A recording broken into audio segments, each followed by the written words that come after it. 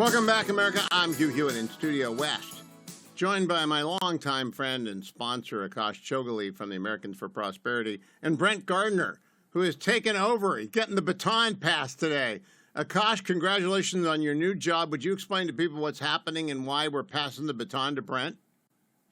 Sure. Good to be back with you, Hugh. I am sadly leaving Americans for Prosperity tomorrow and starting as president of a similarly limited government free market think tank called the Foundation for Research on Equal Opportunity. That's a mouthful, FREOPP, F-R-E-O-P-P. So very bittersweet to leave AFP, but excited to get started over at FREOPP and see what my friends at AFP continue to do in the conservative grassroots. Now, I assume that in the world of Washington, D.C., free market think tanks and grassroots organizations, there's a good deal of cooperation, Brent, right? You don't throw Akash off of the Rolodex, even though there aren't Rolodexes anymore. You don't throw them into the wilderness, never to talk again. Absolutely not, Hugh. The great news is that Akash isn't going far. He's going to a great partner organization that we work with all the time. And, we're really excited for him to have an opportunity to take the talents that he's had here and really expand them. So just another great ally working in a leveraged position. Now, let me hear your both takes on what the Federal Reserve said yesterday. Growth, 1.7% GDP. It seems to me we got to hurry these tax cuts. Let me go in reverse order. Brent, we got to get going on these things. Yeah, no question, Hugh. I think the challenge is so many folks are looking at the end of the year is when the tax cuts expire from 2017. But there's no question that whether you're a business who's making capital decisions and investments at a time following 4 years of disastrous Bidenomics, or you just have some uncertainty around other economic conditions broadly in the economy, they're looking for certainty, they're looking for velocity, and it's got to get done as soon as possible.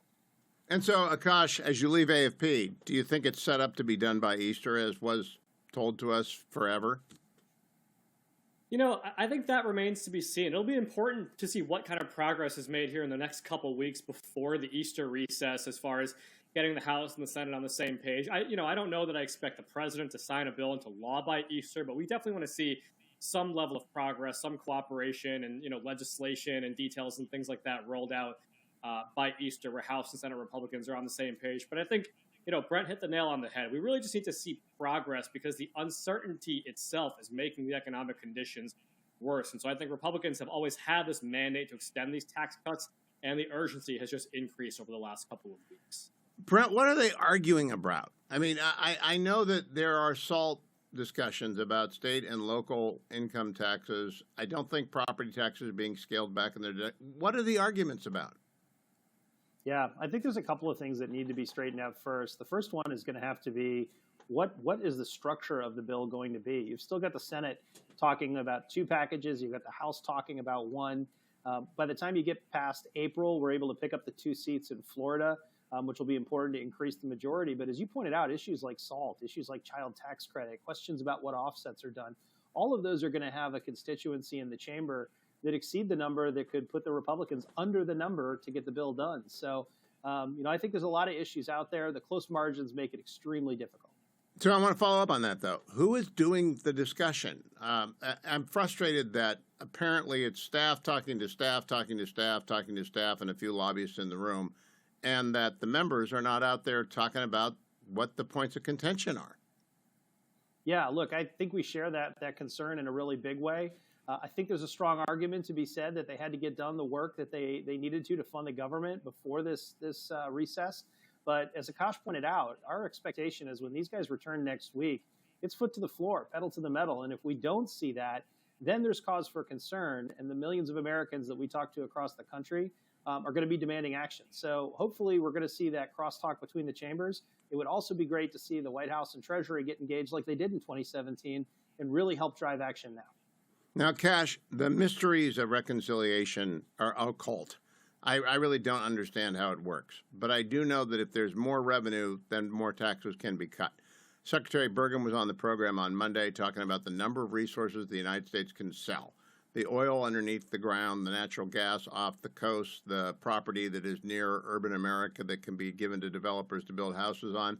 If they do that, if they include that in the authorization and the reconciliation of the budget, can they use that projection of incoming income to cut taxes more?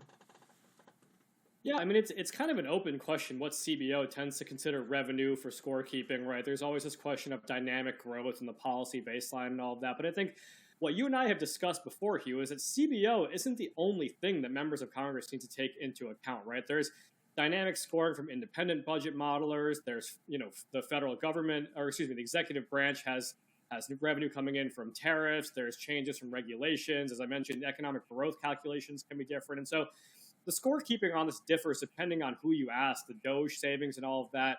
I think these are details that are going to be worked out down the line. Right now, the priority, as Brent mentioned, is just getting the two chambers on the same page and starting to get the bones in place of what this legislation should look like, because they haven't yet done so. And I think we need to start seeing that get worked out here very, very soon. And I think it's urgent that the president, Treasury, and others start getting involved to really start moving the ball down the field. They've been great so far. Speaker Johnson has been commendable. Leader Thune over in the Senate, they've done a good job so far, but it's really time to start advancing the ball down the field, because the urgency is increasing as the economic uncertainty lingers into the second quarter. Last question, Brent, over at Americans for Prosperity. If you could have any three members come and sit down and talk with you about your concern, who would those three members be? Jason Smith, Ways and Means, James Lankford. I mean, who are the three people who are going to drive the final bill bus?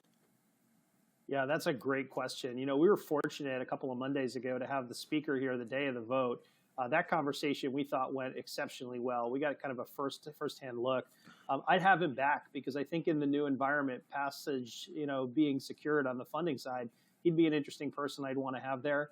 I think Leader Thune is in a tremendous position with the opportunity in front of him to help drive the resolution of the challenge of the process. He'd be a phenomenal part. And then, yeah, absolutely. I think Jason Smith's the person who you'd want to talk to as well. But look, there's any number of members, but those three would definitely, I think, help us get to a better understanding of where we're headed and what kind of timeline the American people should be watching for. Well, Akash, I want to thank you for many years of being the spokesperson for Americans for Prosperity here on the program, and good luck at the new brief, and I hope you'll come back and tell us what you're doing over there. And Brent, welcome.